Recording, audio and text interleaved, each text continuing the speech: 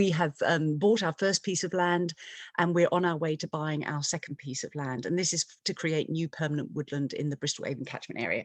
So any donations tonight will go to Avon Needs Trees, and you can find the charity on www.avonneedstrees.org.uk. And first of all, just to say that next week I'll be doing 2 more talks. These are linked talks, and so for maximum benefit, it's probably best to come to both. The first will be looking at what is nuclear power, so all the things that most of us have grown up with for decades, Sellafield, uranium, plutonium, and so on, and what is the infrastructure in the UK. That will be on Monday evening, and then on Wednesday we'll be looking more at UK nuclear energy policy, and do we need it? So please do come to those 2 talks are free. Thank you. Okay, so on to tonight. Are we losing the chance of a green recovery? And I guess the alternative, I've put the alternative title there, what have we done with our small window of opportunity? And the reason for doing this talk was really because it's almost a year now since we started going into lockdown, and the world economy started slowing down. And we started seeing those blue skies and those clear roads. And we all started talking about this small window of opportunity that we had to change our economy, to change our lives, to change our societies and so on, so that we avoid the climate change disasters that appear to be coming our way. And so I thought it was a good time to look now to see what have we done, have we made any progress on this? I would say that there's quite a lot of bad news that I'm going to hit you with first, but hold on, there's some quite a bit of good stuff coming as well. So first of all, let's just check that we know what we're talking about. What does a green recovery mean? And I guess going back to really first principles, the point is that we need to stop putting out our greenhouse gases, and we need to sequester a load more down. That is what is a green recovery means. And when I say sequester down, I mean we need to put them back into our carbon sinks of forestry and soil. So I just thought, although this diagram is a little bit old, it's the clearest one I've ever been able to find to give us a breakdown of where our greenhouse gases are coming from. And basically up until, you can see my cursor there, up until that top of that green line there, the dark green line, all that below is pretty much coming from our fossil fuel use for energy. So you can see that is the major component. Whoops. And above that, the greenhouse gases come from our waste and from our land use. Land use is about 25% of our greenhouse gas emissions, so we absolutely cannot avoid it. And as I've said, it's also part of our hope in terms of our sequestration of the existing carbon that we have in our atmosphere. So what are we talking about with the green recovery? We're talking about stopping putting all of this out. And that means a real huge reorientation of our economy and our societies. So that's what we're looking at. And what's the timeline on this? Well, these figures are taken, this graph is taken from the IPCC 1.5 report that came out in 2018. And you can see there, this dark grey line across the middle there is where they thought we were around 2018, around 1 degree of warming. And this light grey line, I think you can just see there, is where they expect us to be, scientists expect us to be by about 2030. And you can see the level of threat there in terms of extreme weather, unique and threatened systems, and so on. So it's quite a major gap. And in fact, of course, the 1.5 level is a level that the scientists are telling us now we must absolutely not breach, you know, if we're to remain in a habitable world at all. So what does a green recovery mean? It means stopping our fossil fuel use. That means you, me, our companies, everybody, really aiming to get fossil fuels out of our lives by 2030 at the latest, plus the complete change of use of our land. That's a tall order. Where were we before we went into lockdown? Well, unfortunately, this graph, again, this is taken from Carbon Brief, a very useful source. And this really illustrates the point. We were way off target even before we went into lockdown, even with the Paris Agreement and so on. So we had come down from where our 2005 policies were taking us, but was still way above even where our Paris Agreement had pledged us to be, which was still not good enough. This is where we need to be to stay within 2 degrees. But of course, our scientists are now saying we need to stay below 1.5 degrees, and that's that bottom grey line. So you can see there is an enormous gap there between where we need to be and where we are, and we really do not have much time to sort this out. And of course, this is the shocking news, which I think most of us are beginning to understand now. But still, I apologise if it is a shock to you, if you haven't quite understood these figures. At the moment, we are still hurtling towards between 3 and 6 degrees by the end of this century, by 2100. And as you can see, anything over around 3 degrees, we really don't expect to be able to adapt to. This will be a completely different physical and human geography, a world that none of us would recognise. And I've put this quote up from the top from a report that came out just last month. You know, the scale of the threats to the biosphere and all its life forms, including humans, is so great that it's difficult to grasp for even well-informed experts. We are facing an enormous catastrophe, the end of our civilization. So I think we are beginning to understand that. So where does 2020 leave us? It leaves us at about 1.2 degrees of global rise. Of course, that's not even across the world. We had 38 degrees of temperature in Siberia, and you can see that that's a real hotspot. We're not warming evenly across the globe. But the average is about 1.2 now. Last year, 2020, was our warmest on record, tying with 2016. But of course, last year we had the cooling effect of an El Niño. So in fact, it seems that our temperatures are still rising quite dramatically. We've now had our 6 warmest years within the last 6 years. So that is a real change. If anybody's, and I'm sure you have been watching this for many, many years, you'll have seen how those figures have grown and coalesced around the last few years. What did we have last year as another series? And I've taken pictures from some, but there could have been so many more. This is what Mark Carney in his Reith lectures this year, the former governor of the Bank of England, says we are now facing catastrophes of a biblical proportion. These have tripled since the 1980s. And again, as that quote at the top says, it's almost, you know, that we're having difficulty grasping this steady erosion of the fabric of human civilization. And I think we can all grasp that. This has become normal to us. And I would say to anybody out there who's sort of less than 35 years old, you know, this wasn't the norm when I was growing up. You know, it wasn't that we expected flooding and freezing and droughts in our country pretty much every year and across the world. So although I'm not of a religious persuasion at all, I'm a signed up British humanist, this is the image that keeps coming into my mind, a very angry God saying, you know, you have one last chance, you blasted humans, use your lockdown, okay? I'm sending you this as a one last warning.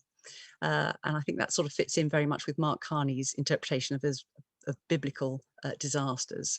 And in fact, of course, this is absolutely correct. 2020 was our last chance.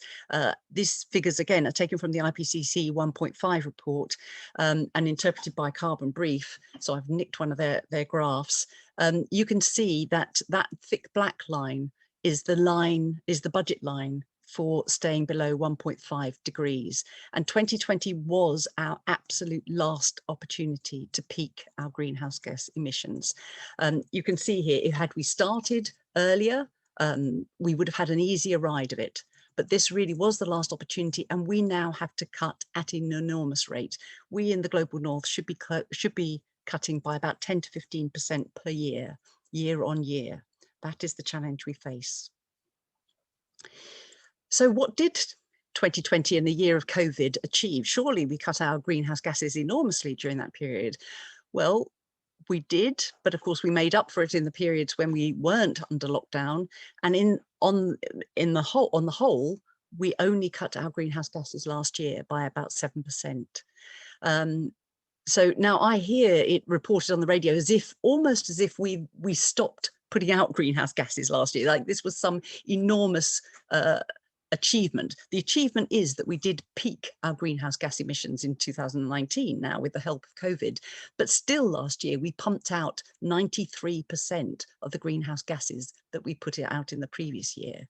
So, you know, we've made a start, but this is nowhere near enough, and still the trend is upward. This is just our carbon dioxide, not our methane or nitrous oxide or any other greenhouse gases.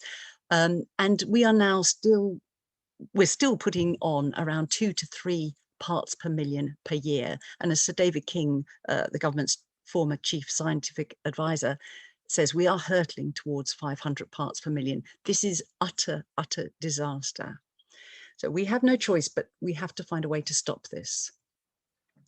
And there is some good news. Okay, I'm going to give you a bit of good news now. So I think we can say that during this period of COVID, it was happening beforehand, but what we certainly have seen over the last year is a really massive cultural change, a change in attitudes towards climate change, a far greater acceptance that it's happening and of the imperative.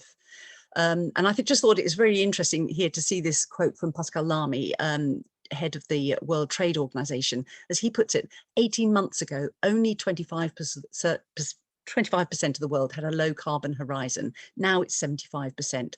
For whatever reason, during COVID, another year of disasters, more time to think, for businesses to contemplate their futures and look perhaps above the immediate horizon, we're now all beginning to get this. This report at the bottom from the European Investment Bank shows that the public, are also beginning to get it. 57% of people in Europe say the recovery should take climate change into account. 95% in China are willing to have stricter regulations to force cuts. 65% in our country are saying the same, 70% in Europe. Now that's really heartening, because it means that government can no longer hide behind the idea that they don't have a license, they don't have the cooperation of the public to lead on this and to go ahead with it. Of course, we all want it to be a fair and equitable set of regulations that come in and changes, and carbon taxing and so on, but we're willing to embrace it. That's the big news. And I think there's another area where we're also seeing an enormous amount of change, and it's really sped up during the year of COVID, and that is in our finance and investment sector. Many of these headlines are mainly taken from the Financial Times. And, you know, it's quite amazing. I mean, for those who have been watching this for many years, and I'm sure many of you have, this has just sped up and accelerated to really quite an astonishing degree. I mean, I'm amazed, you know, somebody who's been reading the Financial Times for many years, you know, at how the tone and the substance has changed. You know, the Financial Times even has a moral money section now. You know, so we're basically, what it's doing is reflecting the change in investment sentiment, and the move away from fossil fuels and the understanding of climate change is very marked. I mean, this is just a smattering, of course, there are so many different headlines I could have put up there. But, you know, for example, Aviva there, you know, one of the biggest asset managers in the world, with about 355 billion under management. And a large proportion of that will be invested in mining and fossil fuels. And when companies like and they are definitely not alone, are saying that they're prepared to divest from fossil fuels, that really makes a difference. And it's not just that they're divesting, it's that so many of these companies are saying they will positively invest in green tech and a new economy. So it's really a massive amount of hope we should take from this. I wouldn't overstate it. You know, obviously investors will follow the money and follow where the returns are, but it certainly is a huge amount of pressure that is coming on our companies through our investors. And one of the areas that's feeling this most, of course, are the fossil fuel industries, thankfully. Coal was already a sunset industry. Coal, of course, is still the biggest single primary fuel for electricity generation across the world. I think very soon, within the next year or two, to be eclipsed by renewables in general, but it's still there, it's still massive, and it has been the one to beat. And it certainly, even before COVID started, it was an industry under a huge amount of pressure. course, slightly protected by Trump, or it attempts to protect. But over the last year, we've seen, for example, the world's biggest coal producer, Peabody, gone into bankruptcy for the second time running in just 5 years. Australia, which is the biggest coal producer in the whole world, even Australian banks are saying they won't finance any more coal production. Insurers are turning away from some of their biggest coal projects.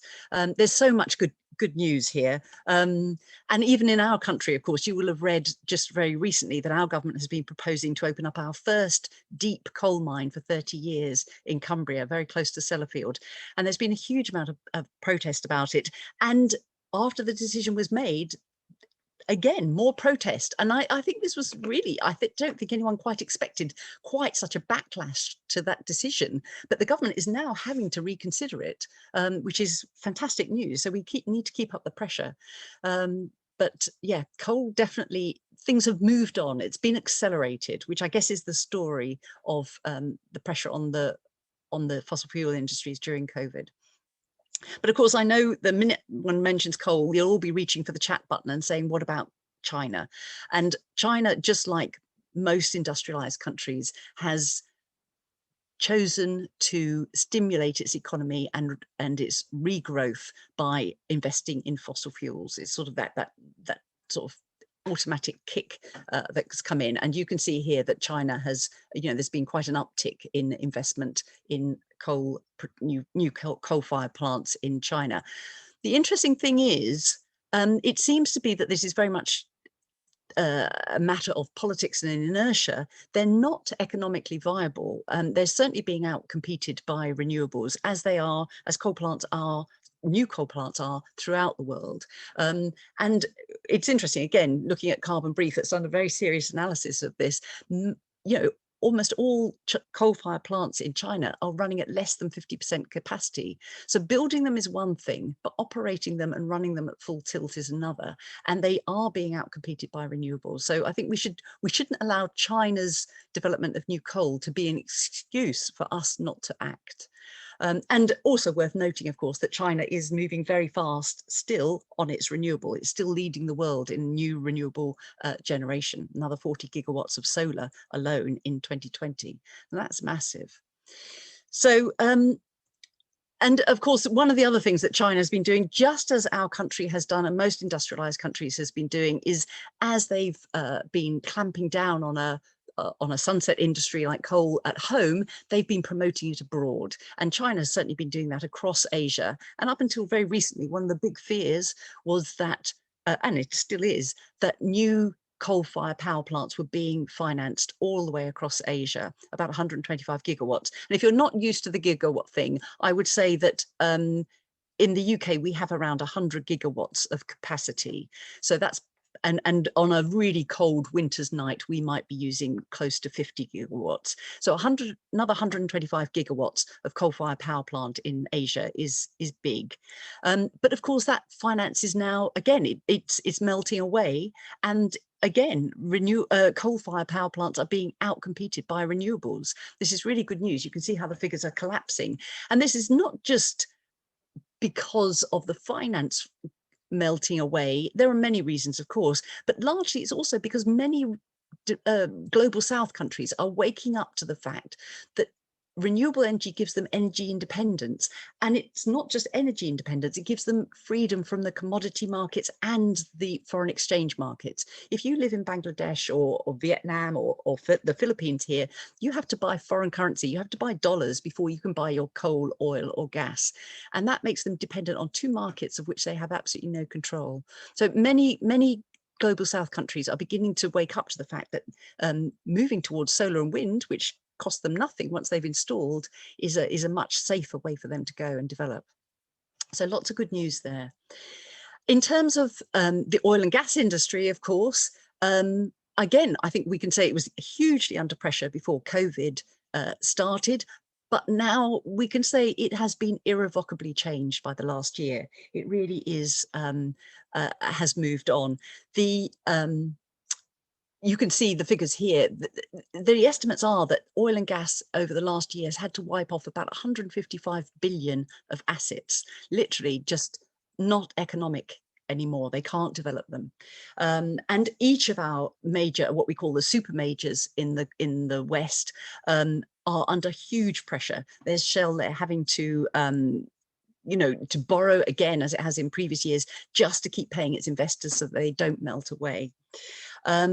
Yeah, so bad news for anybody who still hasn't moved their pension, of course, because this is money that you will have effectively invested, which has been written off and which is providing very, very poor returns at the moment.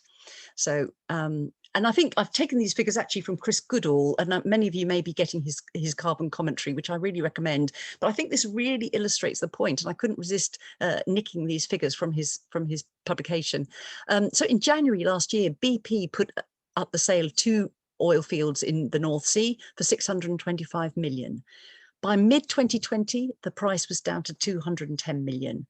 That deal fell through, and they're now on the market for 80 million. So you can see how this is, the erosion of the capital base of our oil and gas companies. And it's not just that they are facing these particular challenges. It's just that many investors are finding they get better returns from green tech, or from environment, social and governance stocks, as they call it, ESG.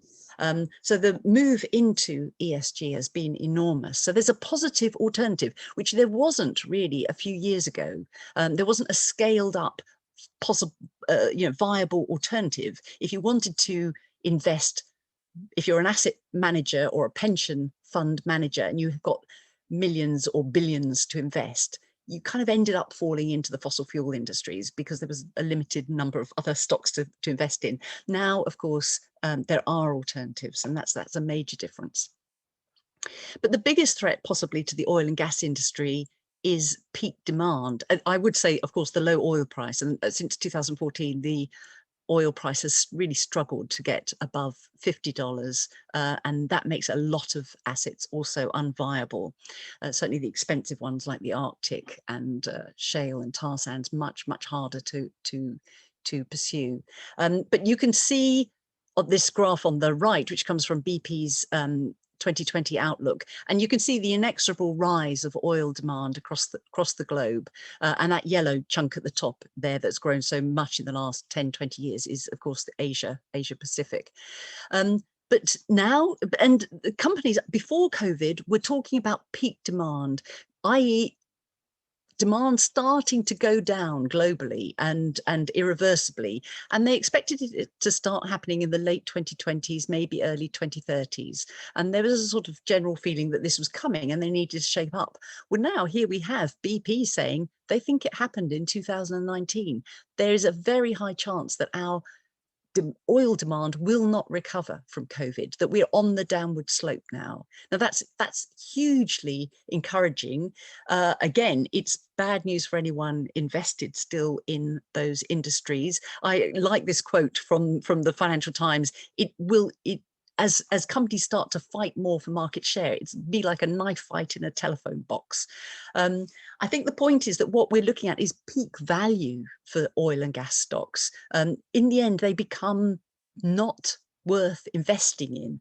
Now, I'm not going to overstate it. They are enormous companies with an enormous political clout, and there's enormous inertia in our economies and our political system. So they're not going to disappear tomorrow, and they are reinventing themselves in many ways. I guess what they're trying to do is very much what the tobacco industry did when it knew it was on the downward path, which is first of all promote itself in any way that it could to the global south, and certainly oil and gas has been doing that more and more, developing markets and supporting the development of markets in global south countries, but yes, managing its own decline really. I would say, so it is good news. And I think the point is with oil and gas, and the reason that we all need to think about it is there is no other industry that is more poised, possibly the airline industries actually, that is more poised to see how we come out of lockdown.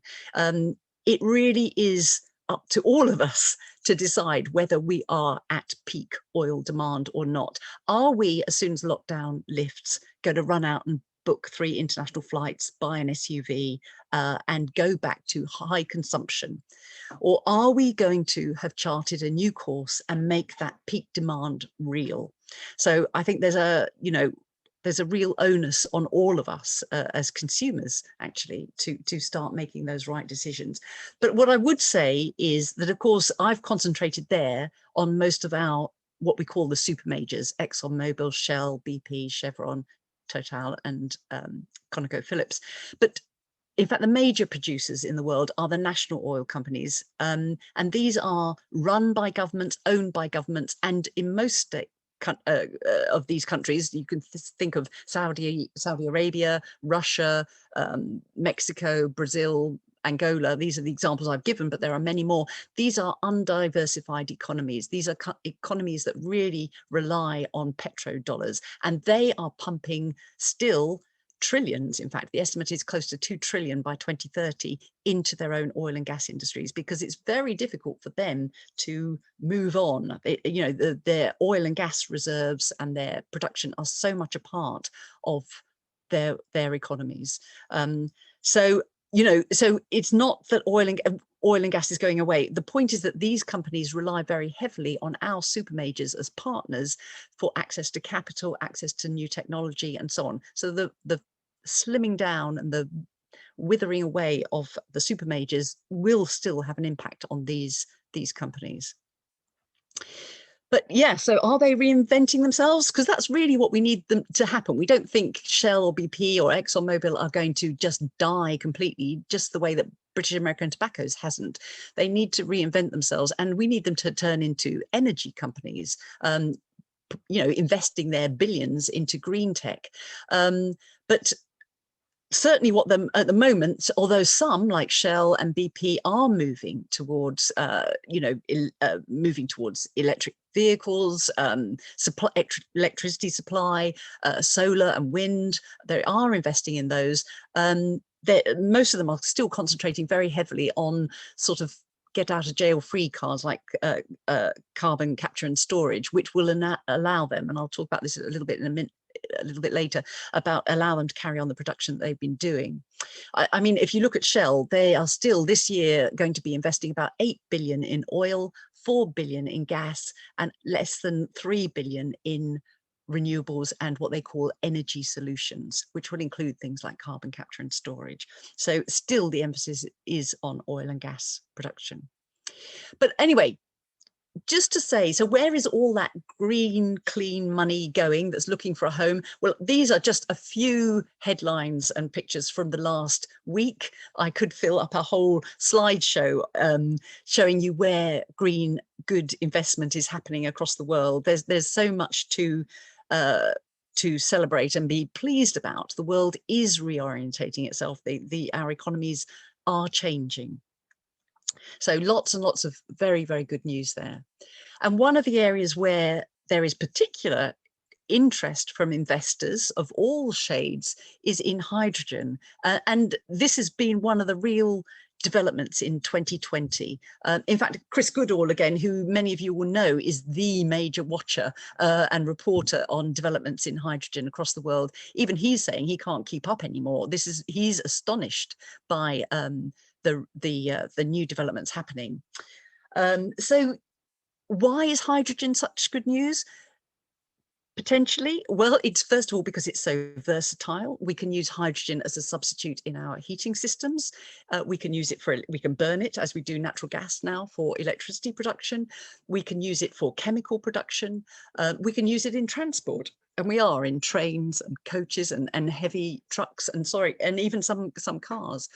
So hydrogen can be incredibly versatile. And the point is that we have a very clean way of making hydrogen. We can simply split H2O, water, with electricity. So the idea is that we can use our excess renewable power when we've got too much solar or when the wind's blowing at 2 in the morning and our demand is low. You switch that clean electricity production to electrolyzing water, those experiments that we all did at school, and split the H2O and take the hydrogen and store it or use it. And I've just put 3 examples here. Denmark is going very big for this, building these big hydrogen hubs built around their wind turbines. Norway is using it around their hydroelectric, again, storing it as hydrogen and then in the middle of the night when their demand is low, and then burning it again during the day when they need electricity. The Orkneys, of course, have got far too much clean renewable power coming from their wind, and they've got very poor connections with the mainland. And so they've been turning it into hydrogen to use in their ferries and trucks. Now, there are many, many, many, many different examples that I could give you here, but it's a really good story. The point is that this gives a whole new value to renewables, because if you're looking to invest in solar or wind, and you know that solar is only going to work during the daytime, and there are times on the grid when we're going to have too much power, and you might get switched off anyway. But if you know that when you've got excess power, you can turn it into another high value product and then sell that into a market or use that in some way, then that gives a much greater incentive to renewables. Now, the thing that's been holding this up is the cost of that electrolyzing equipment. But the good news is that the cost of that electrolyzing, what they're called PEM electrolyzers, is coming down hugely. And my battery is running low, so I'm just having a quick emergency turn on of the electricity. Sorry. There we are. I think we're okay. Good. Sorry about that. A little electricity crisis in the middle. That price of that, and in fact we were going to get our own factory to produce electrolyzers in the UK, so that's good news. And I would just say, when you're reading stories and hearing stories about hydrogen, just remember not all hydrogen is green, and this is where the oil and gas companies come in again, and their carbon capture and storage. I mean, this, for example, is a train in Scotland which is being promoted. Honestly, you'd need to get almost to the bottom of the article to realise that hydrogen is not coming from the electrolyzing of water, it's coming from the splitting of a methane molecule, a natural gas molecule. And I put an example of a picture of one down there on the bottom right. So basically what that involves, instead of electrolyzing water, is cracking that molecule, taking the hydrogen and then finding something to do with the carbon, which usually means, well, it's going to mean, we haven't managed to do this yet, but finding a way of storing it under in some sort of reservoir, probably under the sea, in the UK's case in the North Sea. Other options are available in other countries, but basically you then end up with a store of carbon, which is, a really dangerous. It's almost like having nuclear waste, in the sense, that you've got all this stuff that if it escapes could do us huge damage. That one on the right, the top right there, that picture is actually in Australia. They're going even further and making hydrogen from coal. So again, just to emphasize, when you read about hydrogen, it's not all good news. You need to know the source of the hydrogen. So just to answer that question, are we going to come out of lockdown with a different trajectory on fossil fuels? I think we can say that the investment insurance sectors are definitely getting it, and they are seeing profit in green tech. So that is a real plus. I wouldn't overstate it. There's still a long way to go on that. Governments are certainly under enormous pressure. 2 steps forward, 1 step back, but we're getting there. Big companies are moving. I've just put this example on the right of Microsoft, which is saying it will be carbon negative by 2030. It will remove all its historical carbon emissions by 2050, and set up a fund to help others by 20 as well. So you could say that most of our big companies are beginning to get the message and think about their long-term viability and are moving on it. Small companies, of course, are filling in the gaps, our zero waste shops and all the other startups that are happening, innovative tech. Medium companies generally appear not to be moving, haven't got enough incentive, maybe haven't got the capacity to do it yet, but certainly need to. And I think possibly we could say that we, in general, although we're changing in small steps, we are not seeing very wide scale behavioural change, or not on the scale that we need to. In general, we as individuals have not quite understood the challenge that we face and what we need to do.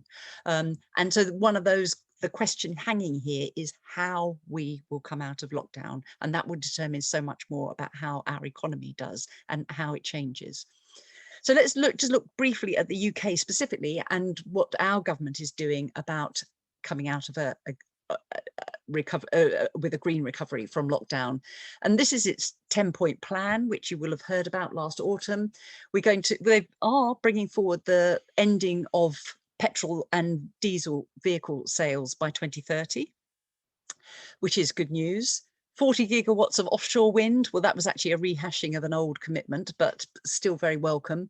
Hydrogen, well, they're backing both green hydrogen and the not so green hydrogen. Nuclear, well, I'll be talking about that next week. And I will say now, I do not think that this is going to help us in our green recovery at all.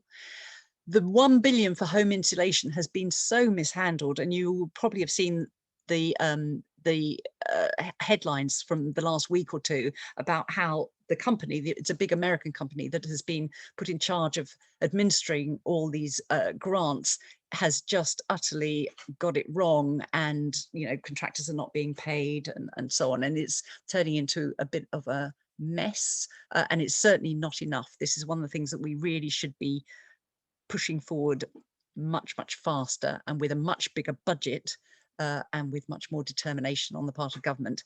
The government is again putting 200 million into carbon capture. That's pretty much a bung to the oil and gas industry. Support for cleaner aviation and maritime. Well, as far as I can see, the government's supporting the development of electric taxis, air taxis. I don't think that's a positive way to go, and I don't think that's going to solve our crisis. 30,000 hectares of tree per year. Well, this is an old commitment, and again from this graph you can see we haven't been making that 30,000 commitment for many years. It's good to see if there's going to be a new renewed commitment to that, but dishing out the trees is very different to making the land available, which is why Avon Needs Trees has got started, in fact, because it's access to the land and making that woodland permanent that is the bigger challenge. Support for walking, cycling and public transport, well, yes, very welcome, and we need to see much more of it. And the fact that the City of London is going to become a green finance centre, I don't think that's going to impact you or me hugely in terms of how fast we deliver a green recovery.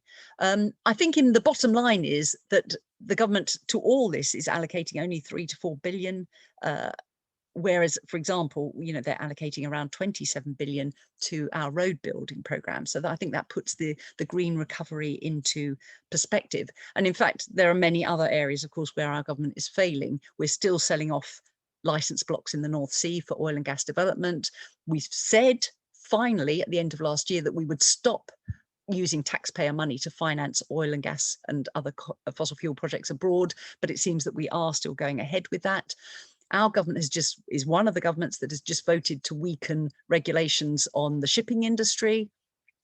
And of course, we've just given hundreds of millions over the last year to various airlines, EasyJet, British Airways, Ryanair, and so on. So, is our government committed to a green recovery? It really looks very, very far from it. And they are certainly not delivering what we need. And I guess one answer to why not might be inertia and the politics of the situation. I was pretty shocked to read that our business secretary, the one who has been working on our energy white paper for the last couple of years, actually took more than £20,000 from the fossil fuel sector for his 2019 election campaign. I mean, I thought, I don't know, maybe I'm naive, but I didn't think that could happen, that when a minister, a secretary of state is working on a specific area of policy, that they were allowed to take money from the related industry. But it happens, it has happened, it is there. So, and I think it's just worth noting, if you are asking what our government is doing about a green recovery, remember these are our legally binding carbon budget set up under the Climate Change Act of 2008, has huge support across the House of Commons, across Parliament in general. And we are in our third carbon budget at the moment. We will come out of our third carbon budget in 2022. And again, we will be under our target level. So the dark blue line is our target level. The blue line is where we actually expect to be. What we have known for years, and I mean years, is that we will fail to meet our fourth and fifth carbon budgets. And as I say, these are legally binding. our government has done nothing, as far as I can see, to ensure that we will make those budgets, apart from some very creative accountancy, which is always one way out of things. But what I fear is that, and again, I think this really goes to the heart of where our government is at the moment, is that just like with air quality, it is very likely that our government is going to end up in court over this. And it is very likely that they are just going to ignore any court judgments, it seems.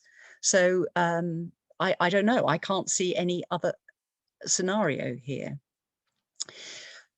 Okay, so that's our fossil fuels and so on. What we, of course, at the beginning, I mentioned that about 25% of our greenhouse gases come from our land use. And I'm just going to talk about that very briefly, because this is, again, this is such an important area where we need to change our practice globally. And one of those areas, of course, is deforestation. And alarmingly, our rate of deforestation, particularly in critical areas like the Amazon, but also in Europe, also in North America, also in Australia, has been speeding up the last few years, unbelievably so. And just one way, I mean, I think we're losing, oh, I can't tell you, I think it's something like 10 million football pitches size of the Amazon per year at the moment, which is quite extraordinary. And a large part about just one way that we're losing wood is for it to go towards our biomass burning. And this is part of the sort of disaster that we're watching at the moment, is that we are taking down woodland, for us in the UK, mainly in North America, and pelletizing it. We're clear felling forests. This is not just wood waste, as the industry would have you believe. We are clear felling forests. We are pelletizing it, shipping it over, and then burning it for electricity as a substitute for coal, and saying that it has no emissions at all. This is just a very creative bit of accountancy, and it is utterly disastrous, because of course, when you take down woodland, you're not only releasing the carbon from the wood and from the soil below, but you're also removing an absolutely essential carbon sink. So it's a double whammy. So again, as individuals, I think we should all be supporting organisations like Biofuel Watch, signing those petitions, writing to our MPs. There are things that we can do on this. We have to stop it. Our government is building another 2 biomass burning plants for electricity, and we need to call out this lie, actually. One of the other ways that we are all contributing to deforestation is, perhaps without realizing it, is our demand for cheap meat. It is, you know, as you may have heard on multiple reports, that much of the Amazon is being taken down to produce more grain, particularly soya, which is then fed to our chicken, pigs, our cattle, and even our fish, along with the antibiotics, of course, and so on. So it is our pursuit of cheap meat that is causing much of this deforestation, and Greenpeace has been leading a campaign on this, and we all need to rethink this in our lives.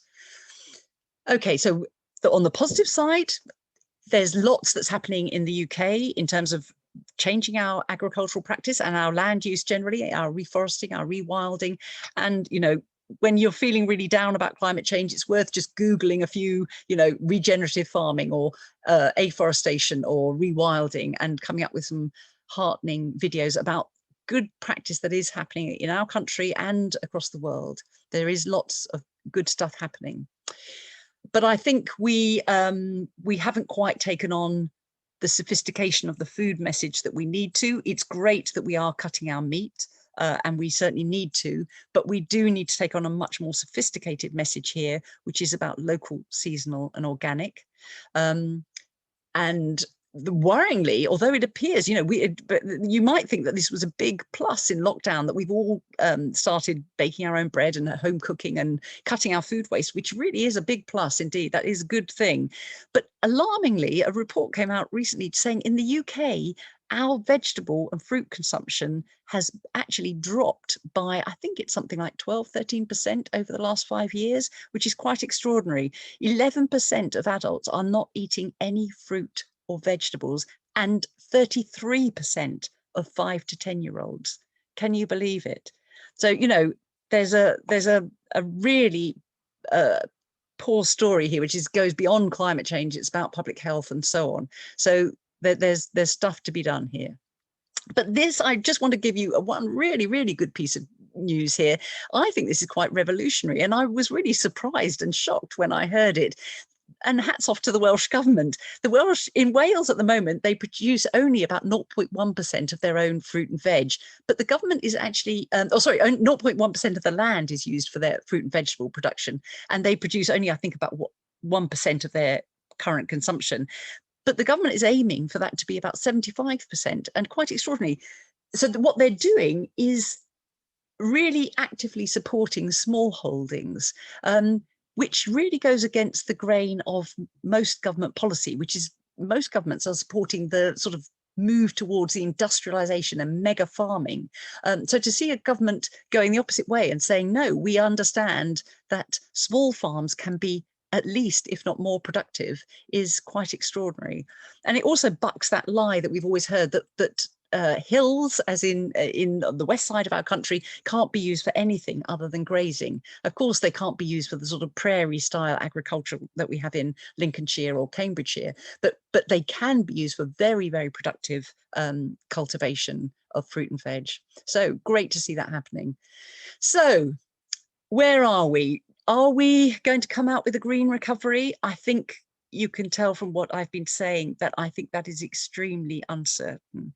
We are not making the moves that we need to. There is a lot that is happening that is positive, but we're certainly not moving on the scale or at the speed that we need to.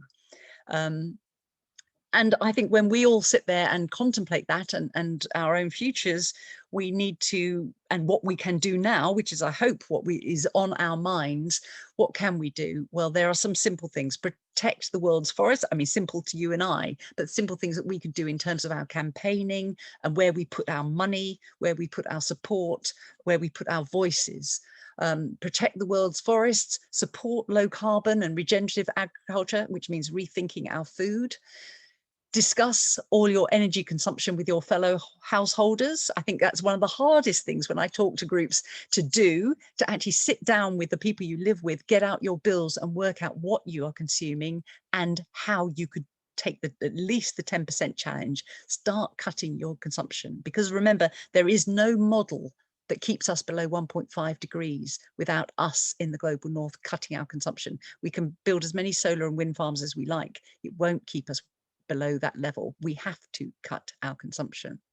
So rethink your leisure time, rethink your travel post-lockdown, your holidays, you know, I hope you're all thinking about booking holidays on organic farms in the UK somewhere. Rethink our stuff, consumption, checking out the circular economy, using your time now under lockdown to find out what the options are for you. And it's amazing. I swear the only thing you can't buy secondhand these days is underwear. I think everything else you can buy secondhand. Rethink your banking and your investments. Ask where your money is. We need to put pressure, even more pressure, on the financial and investment sector. Move your bank if you can. Yes, you can, to something like Triodos. Plan for your solar and insulation and EV use. How are you going to get fossil fuels out of your life by 2030?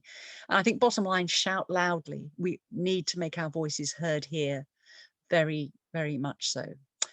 And of course, we have started. Let's cheer ourselves up. We did make some changes during 2050, and I think that during 2020, and I think just remember, all those big industries are waiting and watching with absolutely bated breath to see what you and I are going to do, how we are going to come out of lockdown. Are we going to book those foreign holidays? Are we going to keep our love of cycling and walking? Are we going to keep baking our bread and buying local produce? Are we going to keep looking at secondhand clothing and so on, and cut our clothing use and textile use and so on? We've started to do that this year. The question is, how are we going to come out? Are we going to build on that, or are we just going to go back to our old ways? And most of those companies, they suspended their investment guidance last year because they cannot see what we are going to do. What you do now matters, believe me. They are watching what you buy. There are bean counters, there always have been, or have been for the last 20, 30 years, watching to see where you put your money. And remember, those big companies, they can't invest for the long term, for the next 10, 20, 30 years, unless they know that those returns are going to be there. And at the moment, they don't. And that is holding up a huge amount of investment. And we are, COVID helping us, confusing that investment plan. So, and remember, this doesn't have to be hair shirt for us. I think one of the things that COVID woke us all up to is that a lot of us weren't actually that healthy or happy with our old pre-COVID lives. We were running around, eating badly, traveling badly, over consuming, and there's a lot to be said for rethinking our lives and coming out with a less consumerist attitude, and big implications, of course, positive implications for the world. Actually, there's a post climate change world where there is much more energy security and all the implications from that that will affect our foreign policy and our relationship with Global South. How do you do it? Well, you make your list of how you're going to get fossil fuels out of your life. You do it as you eat an elephant. You take one bite at a time, and you choose an action, you do it, you take a break, you tell everyone, and then you choose another, and you keep going down that list. That is what we all have to do. And remember, life is going to get tricky over the next few years. And yes, we're likely to have some higher level of carbon pricing. We're going to have more regulation. We're going to have things that make life more expensive, a rebalancing of our economy. And this is what governments are afraid of, that there's going to be a really popular backlash, and we're going to say, no, we're not going to move. We have to not backlash. We have to go with it. And for many of us who, my age, are sitting on assets that we didn't particularly earn, but are bringing us quite a bit of wealth, whereas while we've priced our children out of housing, of course, but that's come with low energy, low food prices and so on. And the side effect of the other side of the coin of increasing our energy prices and increasing our food prices is that our asset prices are likely to go down. And that's something that we've got to accept. What else have we learned from a year of COVID? We've learned that when the government tells us clearly what we need to do and explain to us why this is in our best interest and made sure that it's equitable, we do it. I think this is one of the big lessons of the last year. So what we need is government to take that leadership, which they are absolutely not taking at the moment. And we need to force them to do that. I'll leave you with the last couple of slides. There are some people who are shouting very loudly. This is Antonio Guterres, UN Secretary General of the United Nations. We are in a battle for our lives. And yeah, but he's taken that message home. And Joseph Stiglitz, who was economist for the World Bank for many years, the climate crisis is our third world war. Yes, we can afford it. We must afford it. We have no choice here. We have to do this. The repercussions of not doing it are too severe. And just thinking back to that earlier slide I gave you of the angry God firing thunderbolts down at us, or the COVID thunderbolts down at us, it made me think about Groundhog Day. And I'm sure most of you have probably seen that film. And it occurred to me as we go into another lockdown and we've rolled from one to the other, is that angry God up there giving us lockdown hell until we get it right? Are we not released from this lockdown hell until we come out with the right answers? I guess the difference between us and Groundhog Day is that the clock hasn't stopped ticking. While we are messing around trying to find the right solutions, our greenhouse gases are still mounting. So anyway, onwards. So there's Avon Needs Trees, which is my one little attempt to do a bit, and I hope that you'll support it. We're doing very good stuff, and I'm very happy to take questions about that. Thank you very much. Right, let's leave this one up there. Hello, everyone. My name's Dorian. I'm going to be putting your questions to Nikki. So if you have a question that wasn't answered by the previous talk, we will try to get to them. We have run a little over where we expected to, but we will try and get to some questions. There's over 130 of you in there, so we probably won't get to every question. But if I go back through the chat log. There were some good ones that I wanted to bring up. Just quickly, just while it's on the screen, I'll just give a quick plug. avonneedstrees.org.uk/donate if you did enjoy tonight's talk, if you want to support the wonderful charity that Nikki set up, that I work with her on, and that is doing really good stuff. So please do go and look that up. Okay. So, yeah, you covered that bit.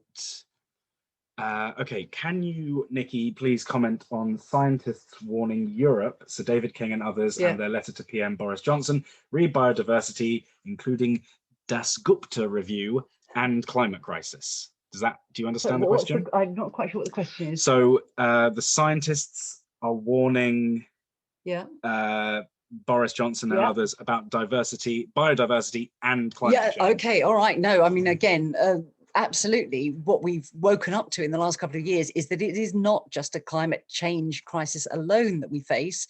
In fact, the crises are multiple, but one of the other big crises that we face is our biodiversity crisis. We're in our 6th mass extinction. We're losing species at a phenomenal rate. There was a report out just recently saying we've lost something, or we're in danger of losing, or we've seen a massive decline in about 27% of our woodland birds and so on, just in the UK, but we are losing species at a phenomenal rate. And this is our web of life. This is not, we need these species, and we haven't even understood the role that they play in keeping our world running. So definitely would back what David King and others have said on that, for sure. Someone said that they thought a 6th carbon budget was passed in December. Do you know anything? Oh, possibly. I know it was discussed. Sorry, I had my head into Avon Needs Trees, so it may be that it was actually passed. And yes, I would expect that it was indeed. Yes, I haven't actually seen how ambitious it was, but yes, but what I think the point is, we can set the 6th carbon budget, but if we know we're not going to make the 4th or 5th, we're way off target. So let's address the 4th and 5th. And now there was another question about our carbon budgets. What does it mean to say that they are legally binding? Okay. Yeah. Okay. So we were, I think, the first and possibly still the only country to put those budgets into law. So we passed in 2008 under Ed Miliband the climate change when he was energy secretary. Environment secretary, I think, we passed the Climate Change Act, and we basically legislated that we would set ourselves budgets 3 or 4 in advance for each of them for 4 years, and we would measure our carbon, our greenhouse gases, and that we would legislate how much we could put out in the following 4 years and the next 4 years and so on. So we gave ourselves legally binding limits.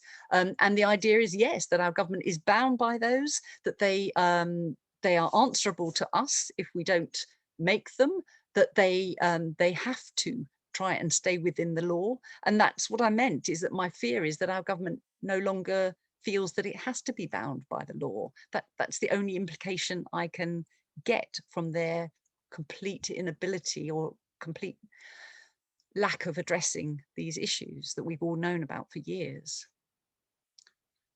Okay, there was more a comment than a question about airport expansion. Oh, yeah. There are apparently 20 regional airports that have planning applications ready to enact as soon as the pandemic retreats. Yeah, I presume the answer to that is pretty obvious.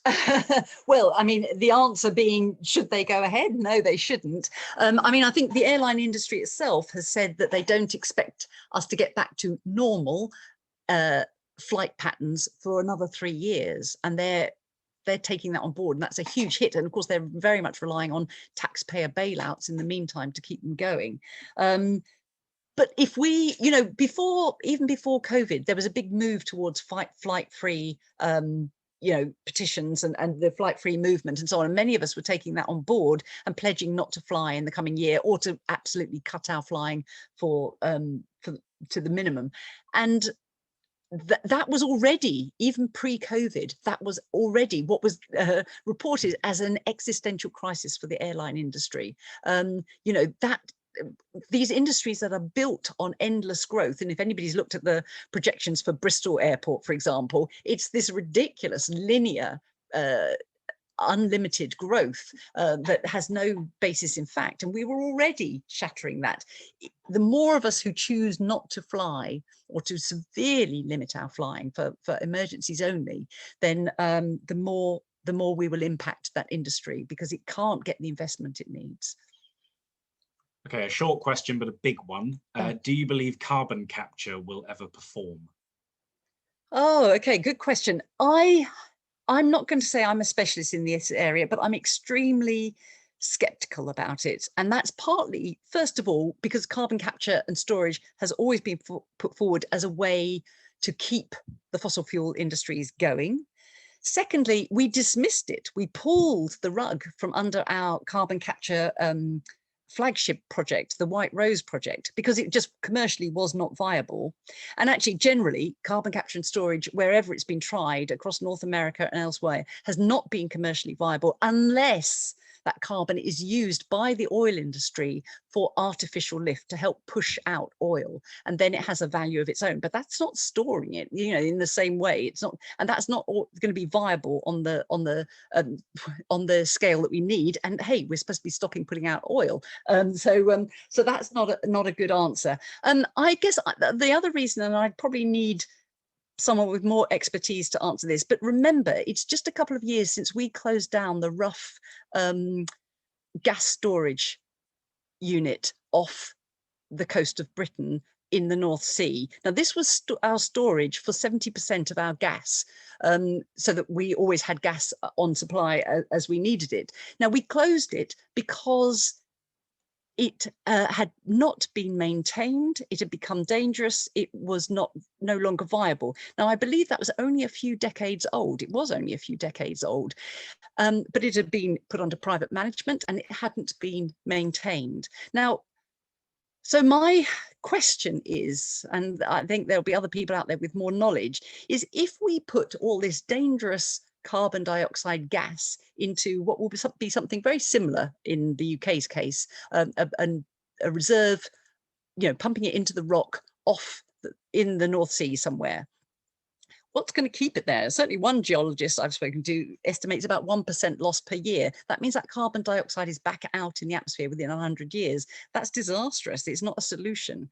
So I am very, very wary about this. I'm also really wary about the economics. When anyone talks about carbon capture and storage, I never see a full life cycle analysis of this. I never see a full assessment of what it's going to take to transport that carbon dioxide, store it, and so on. So I'm very, very skeptical. And to me, this, as I say, looks like a subsidy to the oil and gas industry, a way of prolonging its life, pretending that it's doing something to decarbonize, but not actually doing it. So. Yeah, Bill makes a good point that carbon capture already exists. It's trees. Yes. Okay. Yes. As per on the slide, I guess, yeah. On the top side, which I think you can see. Yeah. Oh, I've lost it. There was a question. You mentioned that public opinion on climate change issues has changed significantly over the past 12 to 18 months. What do you put that down to? A number of things, I guess. I think perhaps we've all had more time to think and think about how the physical world impacts our economy, because it seemed almost before that our economy was sort of inviolable. You know, it ran on its own rules, which trumped anything physical. You know, so I think you understand what I'm saying there. So I think that was partly that. I think we've had another year of extreme weather, extreme disasters. I think the fires in Australia last year certainly had a huge impact. That seeing Siberia at 38 degrees, seeing, you know, what was well reported, the methane loss from Siberia and the possible implications of that. I think all that has begun to strike home. I think there has been a change in media culture, and it has come far, far too late when people have to be put up against the wall and shot for not moving faster on climate change. I will put the BBC up there, I'm afraid, and many of our other broadcasters and news outlets.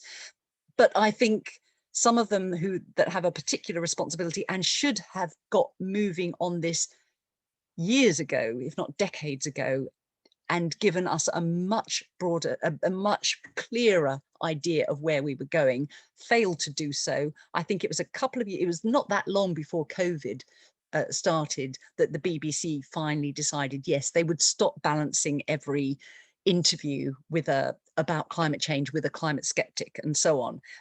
And, you know, it's certainly noticeable that their change of coverage. I think anybody who's been an activist in this area would say that they feel that there was a change of mood around that time. Up until that time, it really felt like we were all banging our heads against walls, but there was a change in the public discourse. And that has just been, as I say, just accelerated over the last 18 months.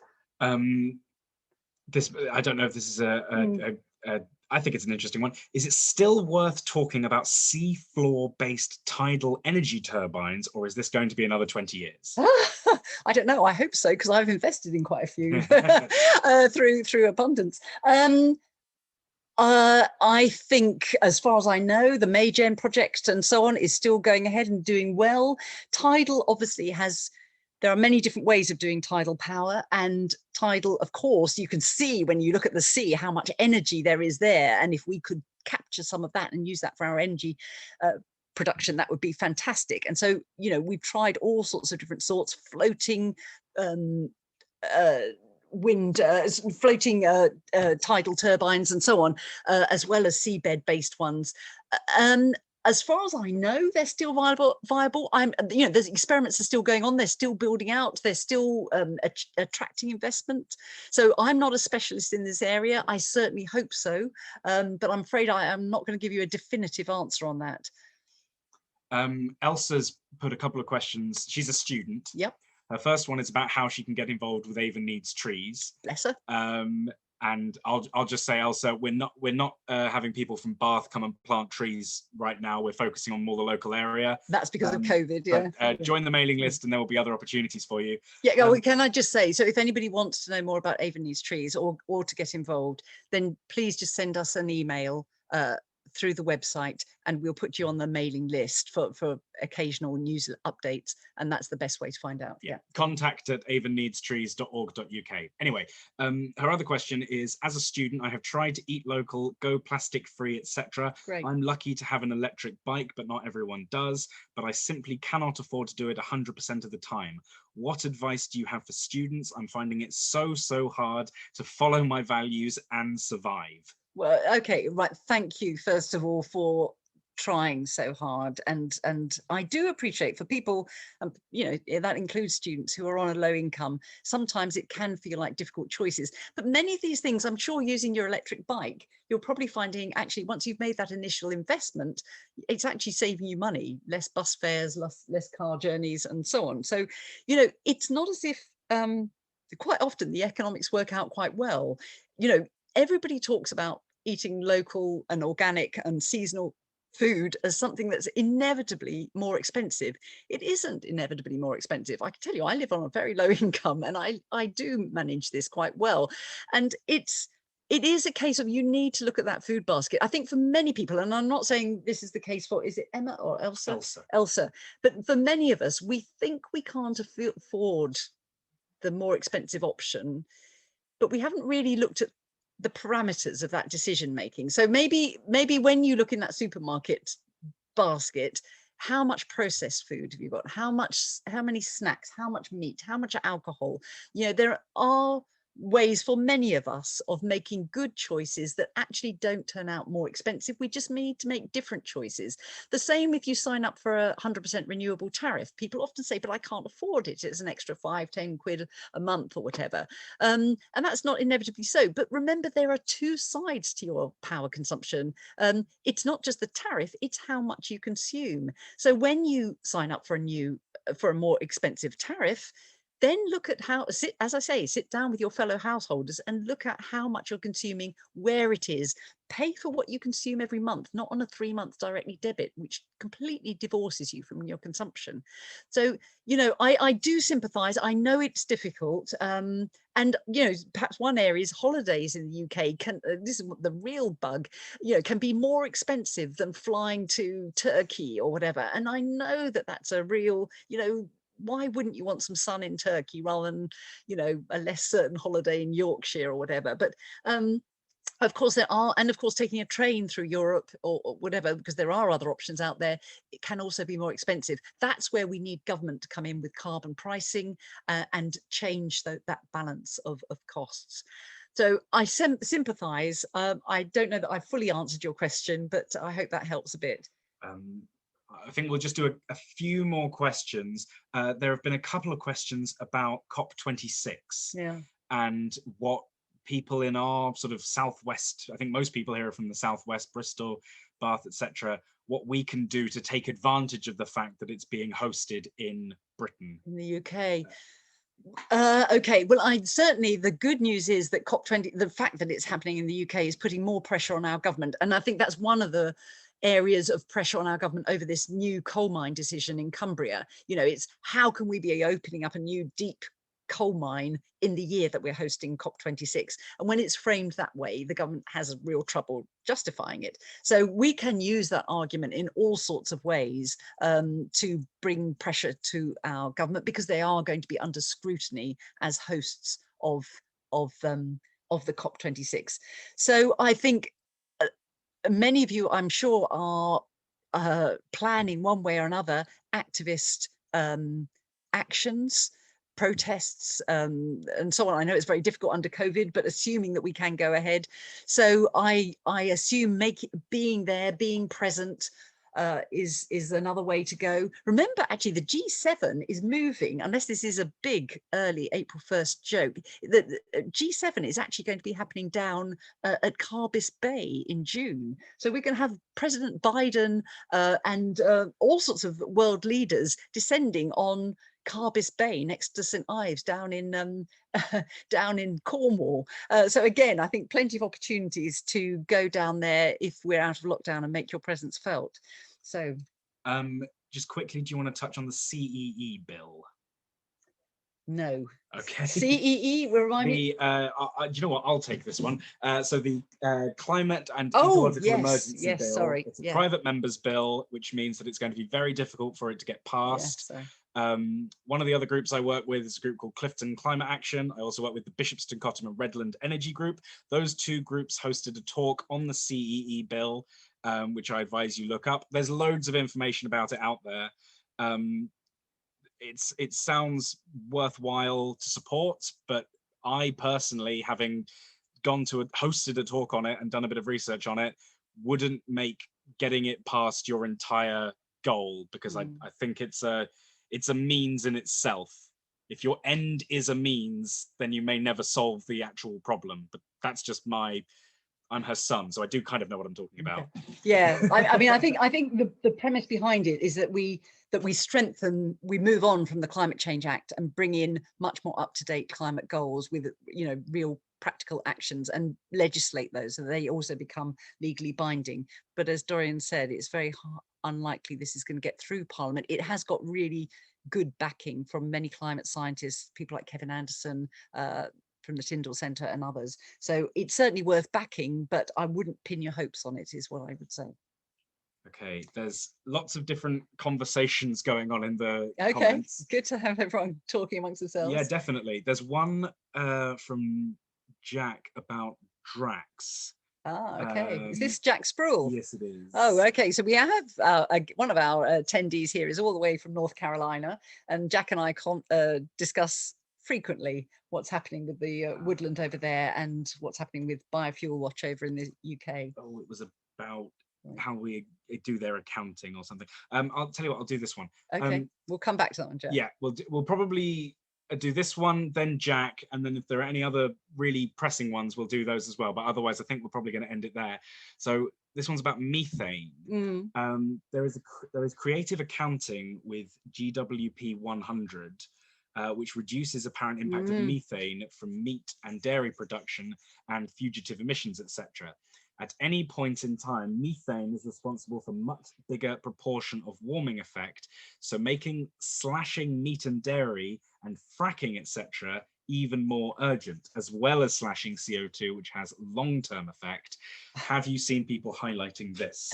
Okay, all right. I think I probably need to explain that to some people. The GWP is the global warming potential of a greenhouse gas. And basically, under the IPCC, what happens is that all our greenhouse gases are measured alongside carbon dioxide, which is given a life of about 100 years. So nitrous oxide actually is about 300 times as powerful as carbon dioxide and lasts longer than carbon dioxide. Methane is it is a short acting greenhouse gas, and usually only lasting between sort of 12 and 20 years. And therefore, if you spin it out alongside carbon dioxide, it's always been given a global warming potential of about 25, 27 times that of carbon dioxide. But actually, in reality, because it's such a powerful short acting gas, its potential really is closer to, well, sort of mid 80s and so on. But these are figures that we don't need to get too wrapped up in them, other than to know that, yes, methane is incredibly powerful. Methane is natural gas, by the way. So, you know, that's something that most of us use in our homes all the time. And although we focus very much on the meat output, you know, our cattle in particular, our ruminants putting out methane. Remember, methane also comes from rice. It also comes from, of course, our natural gas usage. And that's something that governments and companies have absolutely underplayed over the last few years. The fugitive emissions, we just don't count those in our gas production and our gas distribution. And those have been enormous. And they have really increased as as shale has come on, in particular. So, and in fact, we're still just venting that a lot across the world, and even in the North Sea. We're just literally letting that methane go up into the atmosphere with no mitigation at all, and no capture.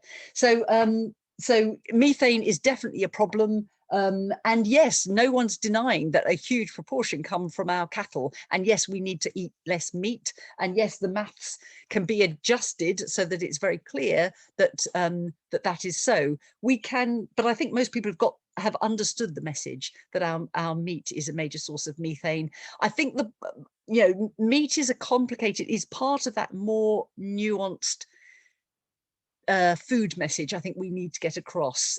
What you will have seen on the slides there, something about pasture for life.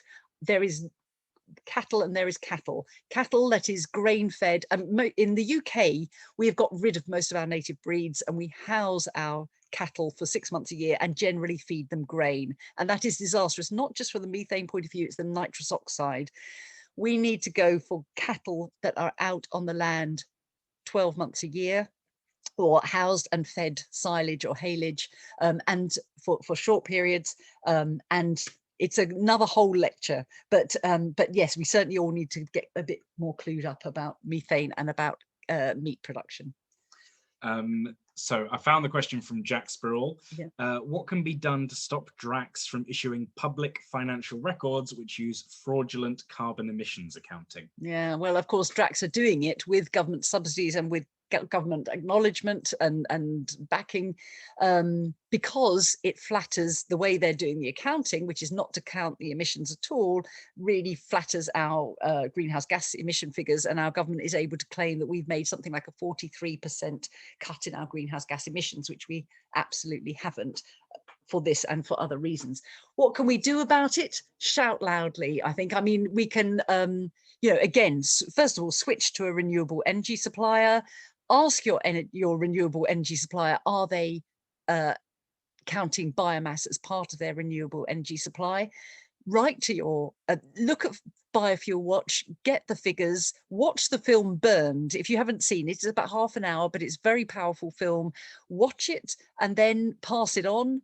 Write to your MPs, write to your local councils. A lot of local councils are going down the biomass route as well. And we need to understand how destructive this industry is. And I know it's tragic for people like Jack and all his fellows citizens in that part of North Carolina where woodland is being taken down just to feed us electricity in power stations. I think we'll end it there. Okay, all right. Okay, well, thank you very much. I know we've overrun a bit and I really appreciate your time and I hope you found that useful. I'm very happy if anybody wants to contact me through the website just to ask any further questions. I will do my best to get to them and reply to you. But yes, I hope you found it useful and thank you very much for coming and good night.